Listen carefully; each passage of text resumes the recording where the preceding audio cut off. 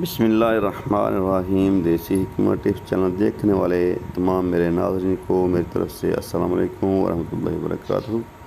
امید ہے کہ آپ سب ٹھیک ہوں گے۔ آج میں آپ کی خدمت میں بواسیر کے جو مسئلے ہوتے ہیں ان کو ختم کرنے کا علاج بتاؤں گا، لیکن اپنے موضوع کی طرف جانے سے پہلے آپ سے ہماری گزارش ہے کہ ہمارے دیسی حکمت ٹپس چینل کو سبسکرائب کریں، لائک کریں، شیئر کریں اور کمنٹس کریں، بیل آئیکن کو دبائیں تاکہ مزید ہماری آنے والی ویڈیو کا نوٹیفیکیشن آپ تک پہنچ سکے، اور ویڈیو کو مکمل ضرور دیکھا کریں۔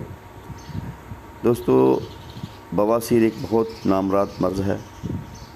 اکثر یہ جو جسم کا نیچے والا حصہ ہوتا ہے اس کو بالکل بے بس کر دیتی ہے۔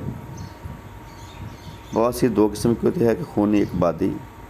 خونی بواسیر جو ہے وہ اکثر جب واش روم میں جاتے ہیں تو بہت زیادہ خون نکلتا ہے، تو جو خشک ہوتی ہے اس کے ساتھ مسے ہوتے ہیں۔ تو میں آج آپ کو مسوں کا علاج بتاؤں گا، موقع جو ہوتے ہیں ان کا علاج بتاؤں گا بواسیر کے، وہ کس طریقے سے آپ نے ان کو ختم کر سکتے ہیں آپ۔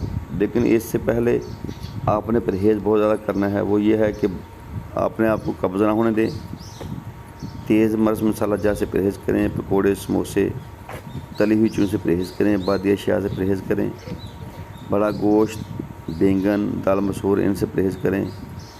انشاءاللہ بہت زیادہ ان پرہیزوں سے بھی آپ کو فائدہ حاصل ہوگا۔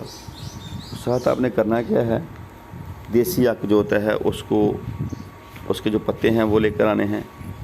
ایک مٹی کا گڑا لے لیں، کم از کم نصف گڑے تک آپ نے ان پتوں کو اچھے طریقے سے دبا کے اس کے اوپر اپنے پانی اس کے منہ تک بھر دینا ہے۔ ہر روز آپ نے جب بھی واش روم جائیں، استنجا کریں، تو آپ اس پانی سے استنجا کریں۔ انشاءاللہ 3-4 دن تک آپ کو پتہ چل جائے گا کہ مسے جو ہیں وہ ختم ہونا شروع ہو گئے ہیں۔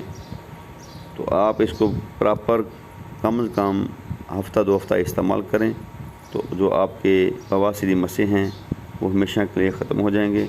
یہ بہت آزمودہ، آزمایا ہوا یہ ایک ٹپس ہے، آپ اس کو استعمال کریں۔